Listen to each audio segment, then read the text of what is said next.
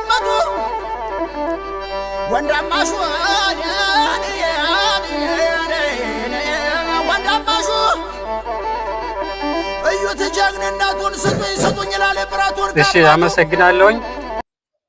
የአማራ ፋኖ በጎጃም የሁለተኛ ተፈራ ዳምጤ ክፍለ ጦር የመብረቁ ብርጌድ ለዚች ቀን ያደረሰን የድንግል ማርያም ልጅ ስሙ የተመሰገነ ይሁን እያልኩ ከዚህ በመቀጠል የተከበራችሁ የድርጅታችን መሪዎች፣ የተከበራችሁ የክፍለ ጦር መሪዎች፣ የተከበራችሁ ማህበረሰብ እንኳን ለዚች ቀን አደረሳችሁ እያልኩ እንደሚታወቀው የዛሬዋን ቀን ማለትም ሐምሌ 27 2015 ከሌሎች የትግል ቀናት ለየት የሚያደርጋት ሁሉም የአማራ ሕዝብ ከጫፍ እስከ ጫፍ በአንድ ትንፋሽ እንደ ሻማ በመለኮስ ያፈሙዝ ትግሉን በይፋ የጀመረበት ቀን ነው። ለአገዛዙ ደግሞ ቅስሙ የተሰበረበት ቀን ሆኖ ተመዝግቧል። እንደሚታወቀው ሙሉ በሙሉ ከተማዎችና ቢሮዎችን ለቆ በመውጣት አስረክቦናል። ከቀናቶችም በኋላ አልሞት ባይ ተገዳይ በማድረግ የመከላከያ ሰራዊትን ወደ አማራ ክልል አዘመተ። ነገር ግን እንደጠበቀው ያልሆነለት የጁላ ሰራዊት በክንደ ብርቱ የአማራ ገበሬና የአማራ ወጣቶች በማንነታቸው ሲረገጡና ሲጨፈጨፉ የነበሩ በቃን በማለት ነፍጡ አንገቱን ቀና አድርጎ እንዲሄድ በማንነቱ እኔ አማራ ነኝ እንዲል አድርጎታል። ከሰው ኃይል ስንነሳ ደግሞ ይህ ቀን እንደሚመጣ ቀድመው በመገንዘብ ከ5 እስከ 10 ሆነው ትግሉን ጀምረውታል። አሁን ላይ ደግሞ ሺዎችና ሚሊዮኖች ሆነናል። ከአፈሙዝ ስንነሳ በመጀመሪያ ወኔን በመሰነቅና ከአንድ ቦምብ በመነሳት ከመካናይዝድ በመማረክ ማለትም ክላሽ፣ ብሬን፣ ስናይፐር፣ ዲሽካ፣ አርቢጅ፣ ሞርተር እንዲሁም ዙ 23 በመማረክ ትግላችንን እዚህ እንዲደርስ አድርጎታል። አዲስ ትውልድ፣ አዲስ አስተሳሰብ፣ አዲስ ተስፋ። ድል ለአማራ ሕዝብ። ጎንጂ ቆለላ ይልማናና ዴንሳ ሁለት እጁን ነሴና ነብሴ ልጠይቅህ ጎጃም እንሞታለን ወይ ሳናደራርበው አንዱን ባንዱ ላይ ብሏል። ከዚህ በመቀጠል የአማራ ሕዝብ ትጥቅ ትግል ከዋንጫም አልፎ ፈሶ ለ40 ለ50 ዓመት ትግሉን ጀምረውት ሳይሳካ እየቀረ በአንድም በሁለትም መንገድ ዘግይቶ ቆይቷል። አሁን ግን እንኳንም ለዚህ ለሐምሌ 27 ለሁለተኛ ዓመት እንኳን አደረሳችሁ እያልኩኝ ትግላችን የደረሰበት መነሻና መድረሻው ለህዝቡን ተወው። ምናልባት ህዝባዊ ትግልን የትም ዓለም ላይ ብንሄድ ህዝባዊ ትግልን ያሸነፈ ዓለም ላይ መሪ የለም። ይሄ ህዝብ ልብስም ውርስም ከትጥቅ ትግሉ በላይ ውርሳችንም ልብሳችንም የህዝብ ሆኖ ትግሉ እዚህ ጋር ደረጃ ደርሷል። ምናልባት ጓዶች የቀረን ትንሽ ትግል ናት። የእንቁላል ቀቃዮች ልጆች አሉ። እንቁላል ቀቃይ ማለት የእንግዴ ልጆች፣ እንግዴ ማለት ሽል የቀረ ሽል ማለት ከአማራ ሽሎች ያልተወለዱ እነሱም በቅርቡ ወደኛ እንደሚመጡ እርግጠኛ ነኝ። ይሄ ትግል ከ450 በላይ የቡድን መሳሪያ ታጥቀህ ወደ ኋላ የሚሄድበት አንድም ትግል የለም። ስለዚህ እኔ ከዚህ በኋላ የቀረን ትግል ነው፣ ትንሽ ትግል ነው። ምናልባት ጓዳይ ዝምድናችን ማህበረሰብና ትግሉን የሚያፈላቅቁ ነገሮች ክፍተቶችን እየሞላን በአጭር ቀን ትግላችን ዳር እናደርሳለን የሚል ሐሳብ አለኝ።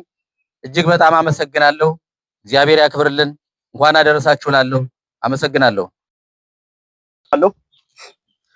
የተከበራችሁ የአማራ ፋኖ በጎጃም ከፍተኛ አመራሮች፣ የተከበራችሁ የሁለተኛ ተፈራ ዳምጤ ክፍለ ጦር አመራሮች፣ የተከበራችሁ በክፍለ ጦር ስር የምትገኙ የብርጌድ አመራሮችና እንኳን ሐምሌ 27 2017 ዓመተ ምህረት የትግላችን ችቦ የተለኮሰችበትን ሁለተኛ ዓመት ክብረ በዓል አደረሳችሁ አደረሰን።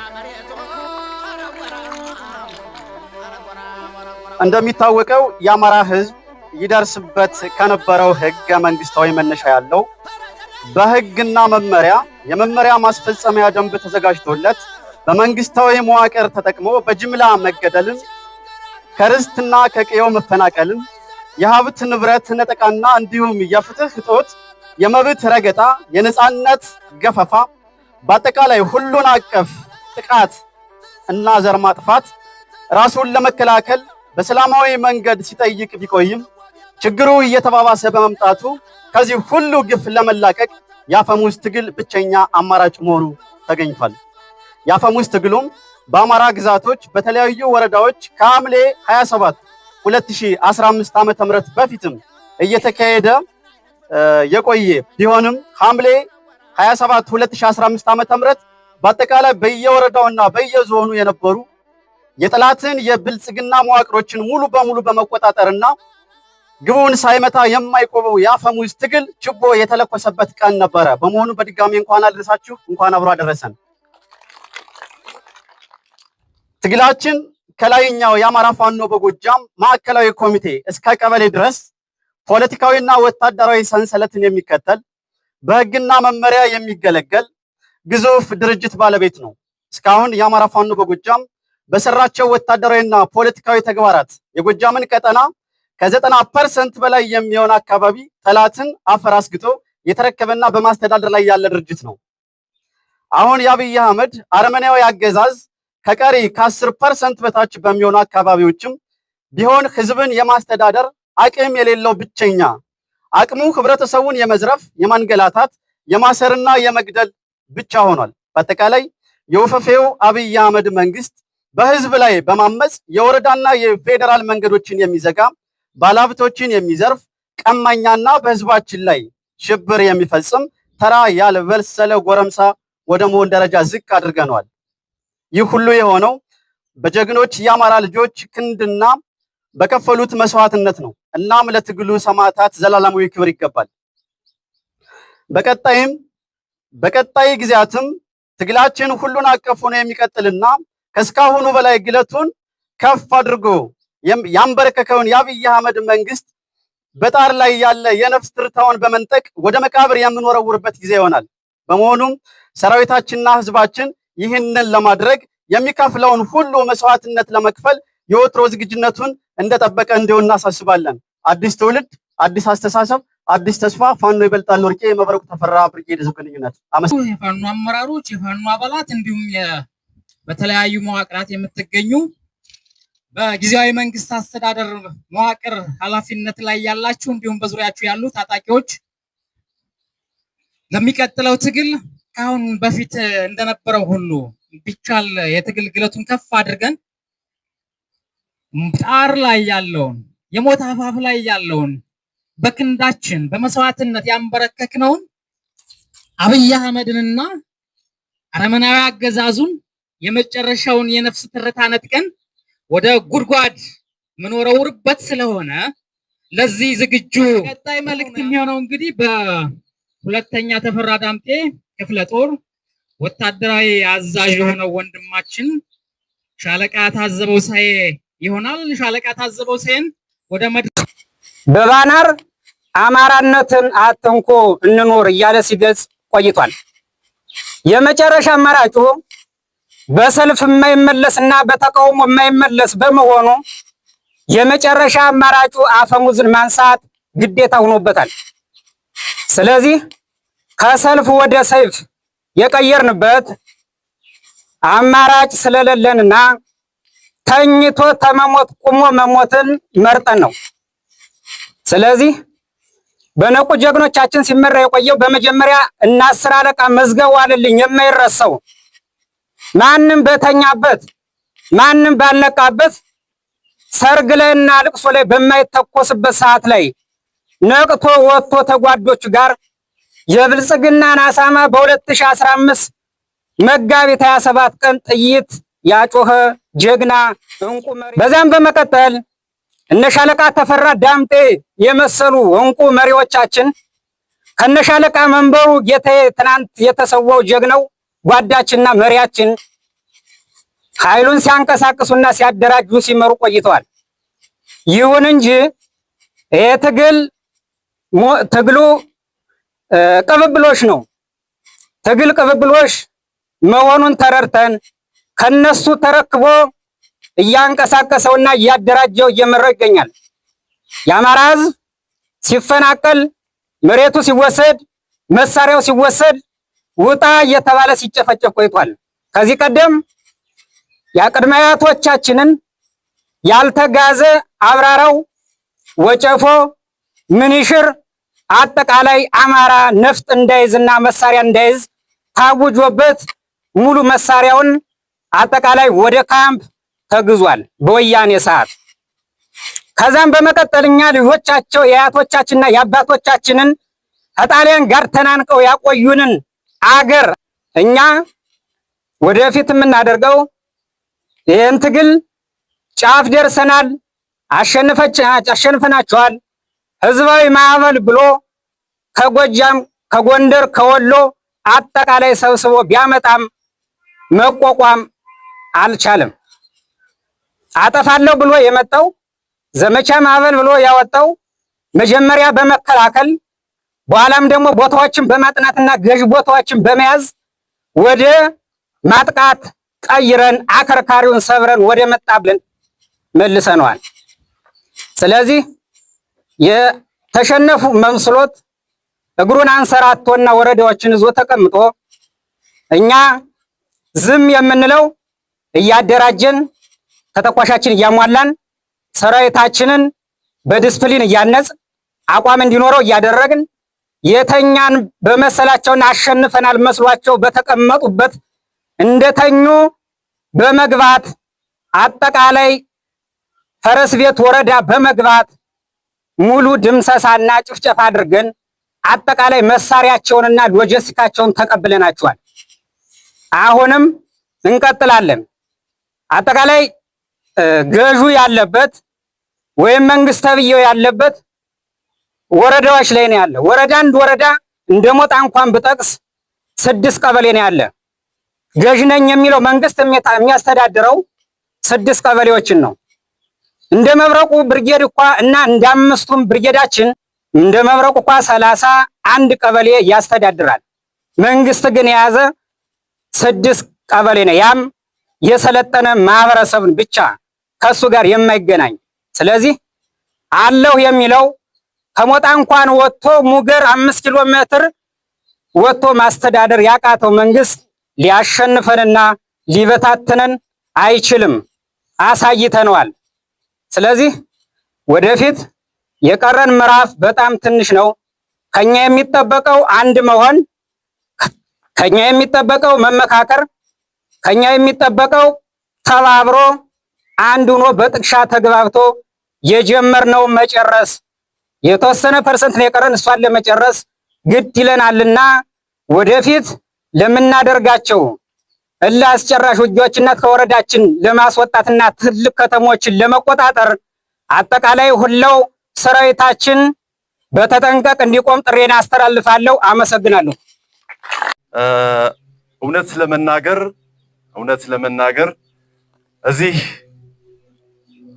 በጀግኖች መሃል ዮሐንስ አለማየሁ፣ ሞጣ መብረቁ፣ ተፈራ ዳምጤ 2ኛ ክፍለ ጦር ሰራዊቱም አመራሩም የሁለት እጁን ነሴ ጠንካራ ታጋይ ጀግኖች ባሉበት እንዲሁም የአማራ ፋኖ በጎጃም ልዑካን እዚህ በተቀመጡበት አብዛኛውን የአማራ ጀግና ወጣቶች በጥቅሉ እዚህ በተገኛችሁበት እናንተ ጀግኖች ፊት መቆም ለኔ ትልቅ ክብር፣ ትልቅ ኩራት ነው። ስለዚህ ይሄንን አመሰግናለሁ። በቅድሚያ አመሰግናለሁ። ይሄንን ስናገር ለመሸንገል አይደለም፣ በተደጋጋሚ እናገራለሁ። ለመሸንገል አይደለም። በተግባር ላለፉት 2 ዓመታት ከሐምሌ 2015 እስከ ሐምሌ 2017 ድረስ በጽናት በጀግንነት በቁርጠኝነት የአማራ ሕዝብና ፋኖ ለነጻነቱ እምቢ ብሎ የታገለበት ጊዜ በመሆኑ ነው። እምቢ ብሎ የታገለበት ጊዜ በመሆኑ ነው። ቀደም ተብሎ እዚህ እናንተ ፊት የወጡ ጀግኖች የጦር አዛዡን ጨምሮ ማለት ነው እንደተናገሩት የአማራ ህዝብ ላለፉት 50 ዓመታት በደምና ባጥንቱ ባጸናት ኢትዮጵያ በደምና ባጥንቱ በገነባት ኢትዮጵያ ባይተዋር ሆኖ ቆይቷል። ተገሎ ቆይቷል። ከኢኮኖሚው፣ ከፖለቲካው፣ ከማህበራዊ ህይወቱ አጠቃላይ ከቀጠናው ጭምር አማራ በማንነቱ ተለይቶ ሲገፋ ቆይቷል። ሲገለል ቆይቷል።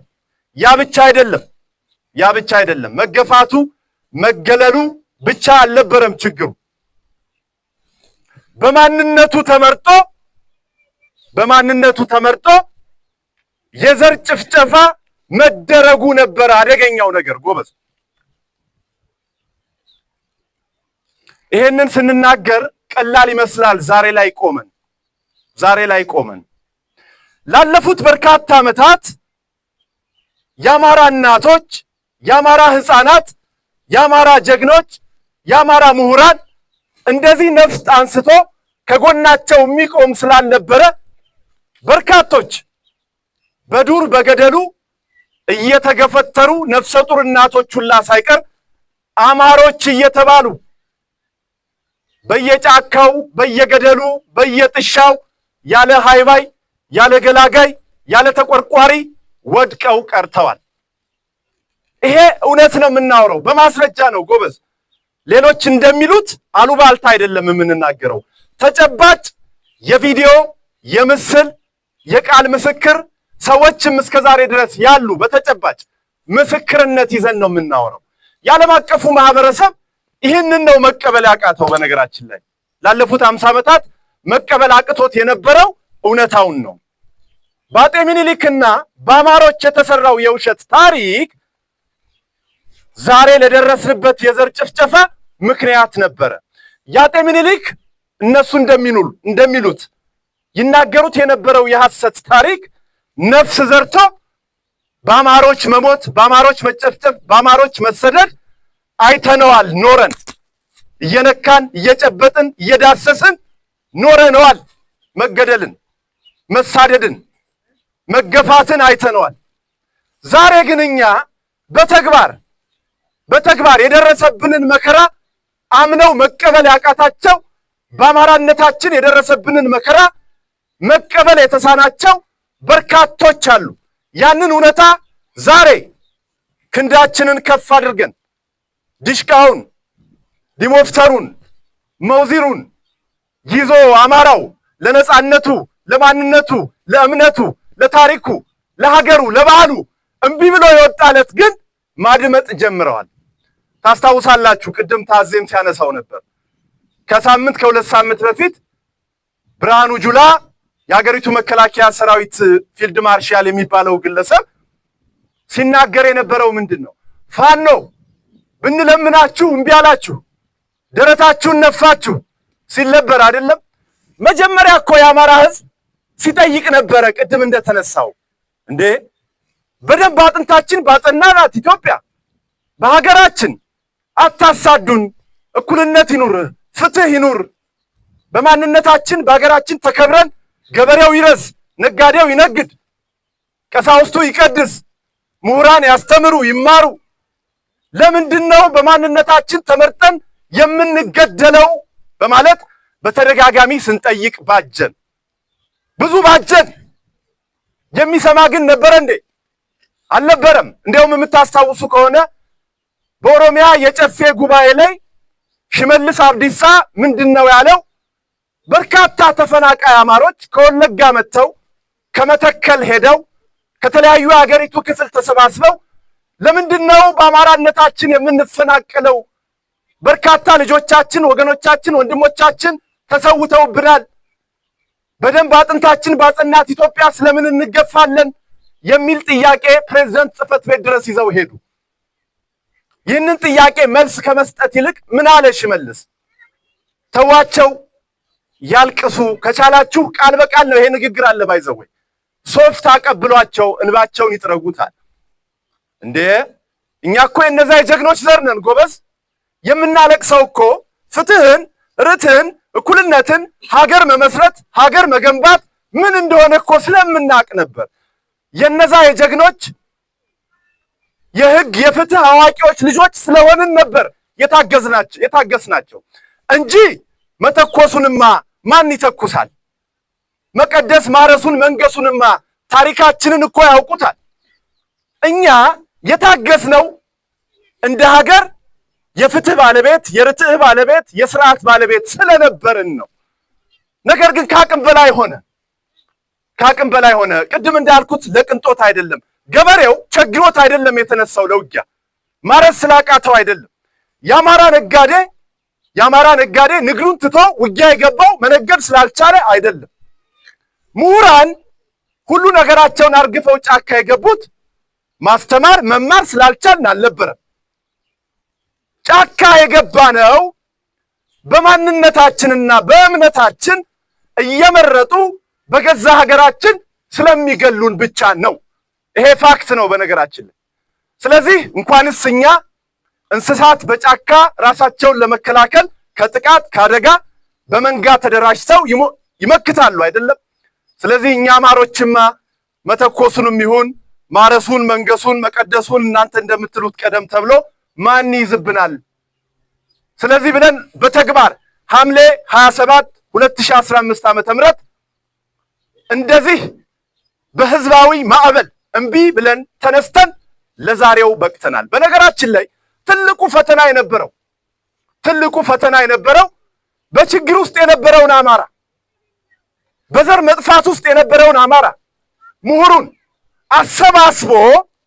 አሰባስቦ ለዚህ ትግል ማብቃት ትልቅ ፈተና ነበረ።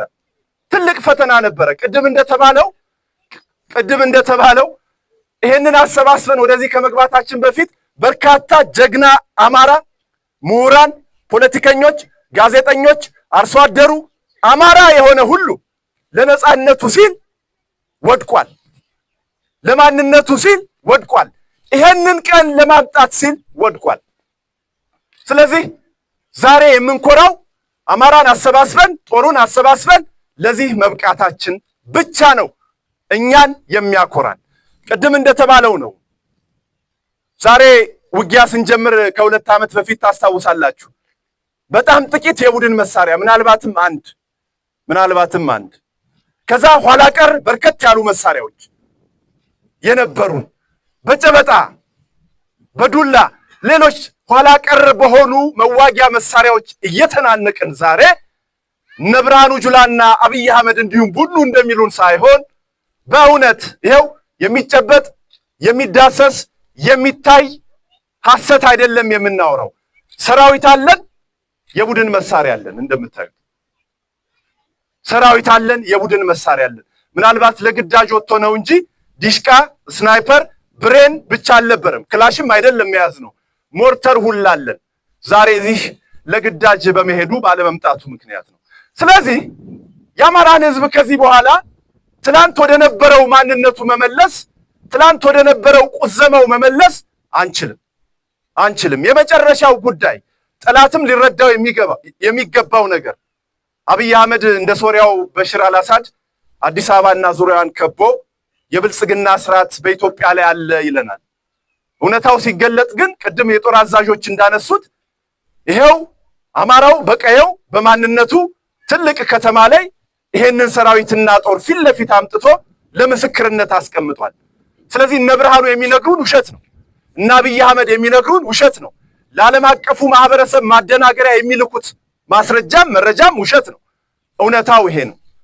ጉልበቱ ላይ ተራራው ላይ አትዛል ጉልበቴ ተራራው ላይ ነውና ርስቴ።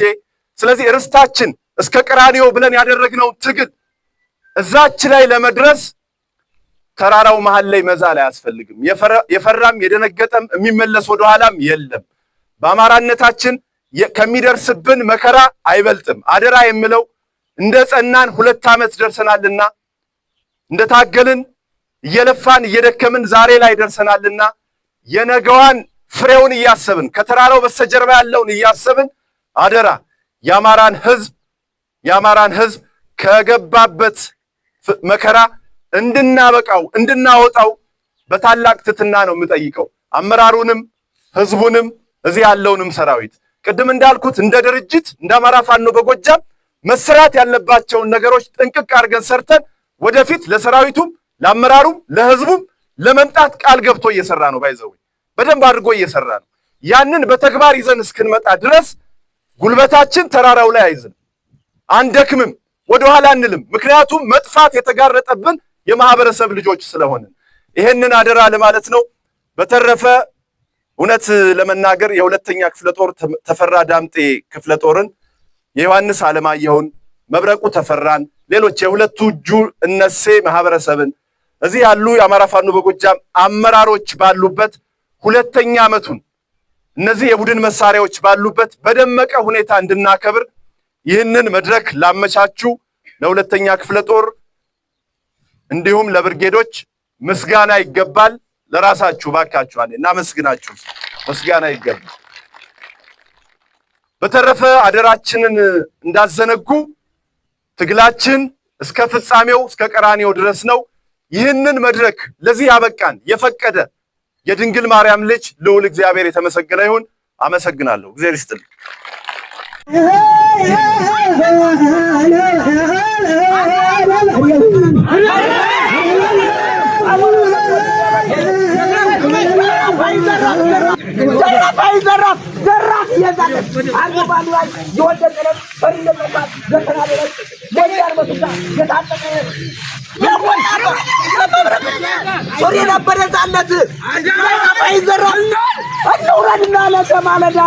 እንውረድና ለማለዳ እንገጥሟለን ምሽግ ሳልቆፍር ተቀረው ሜዳ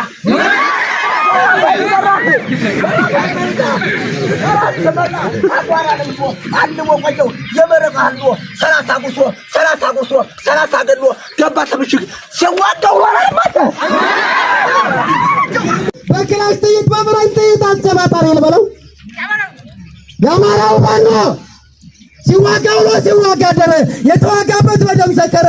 ሲዋጋ ውሎ ሲዋጋ መሸ፣ የተዋጋበት ተራራው ሸሸ። ተኳሽውን ገዳዩን ተኳሽውን የአብይን ሰራዊት ያንን አይሁድ ልበለው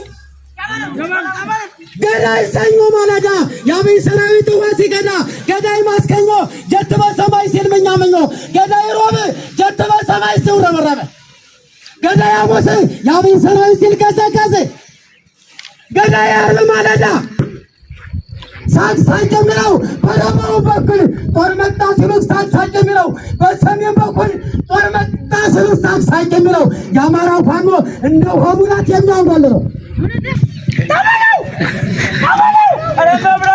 ኧረ መብረቁ ደረሰባቸው ሳይታጠቁ እንደዚህ ሲዋጋ ሁለት ሲዋጋ አደረ። ተራራው ሁሉ በደም ሰከረ። ተምሽግ ምሽግ ተራምዶ የጠላት ምሽግ ያደርጋል ባዶ አለመጣይ ክበዛዘር ይሸመጥጣል እንደ ጎመን ዘር ሰው ግደላ ለበናት ማተረ እጄን ፍታታ ሆነልሽ ረ ከተተተተ ተራራው አመጡ መልካም አዳለች ጎበና ፍላላ ነደ ወንድ ያለት እንታስ በቁና ታፈዘለ ሰው እንደግደለ ለገፈለት ምን አለ ሰማይ ምን አለ መሬት አለ ነደ አንድ ብለህ ቆጥር ስማ ፍከራ ከለበርታን ለመከራ አጥን ተለወረ ሰውላ በላዳ አረ ገዳይ አረ ፋኖ ገዳይ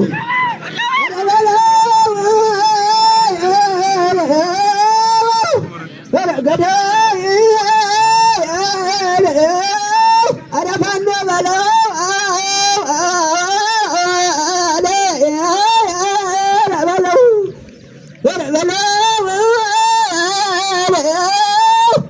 ቀስ አርጓለ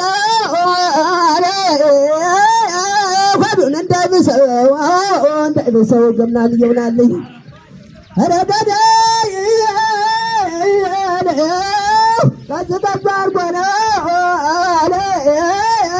ሆዱን እንዳይብሰው አባ ከባታችን ብር ያላማደሰው አረ ገዳይ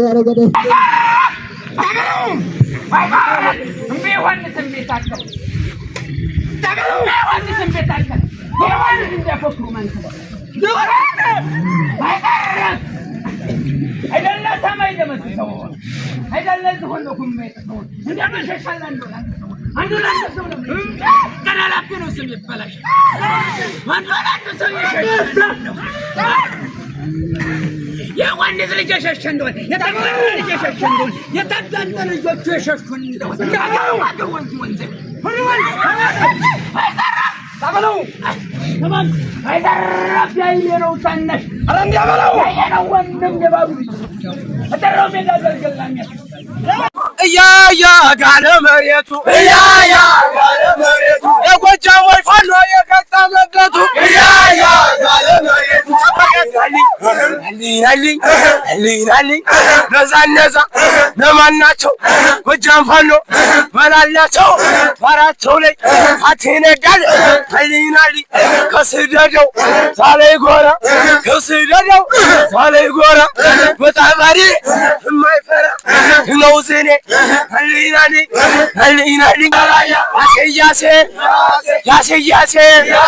ያሴ ፋኖ ያሴ አማራ ያሴ ጎጄ ያሴ ፋኖ ያሴ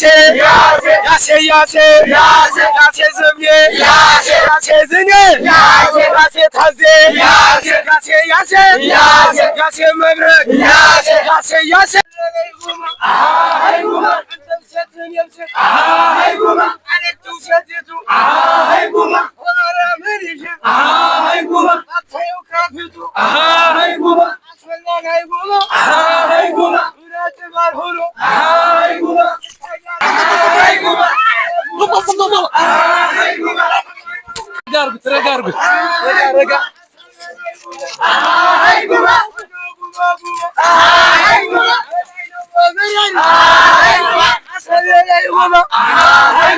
አምና 2 ዓመት የበለው በርበሬ አምና 2 ዓመት የበለው በርበሬ በፋኖ ክንድ ላይ ወጣ ዛሬ አረ ጎጃም አንተ አማራው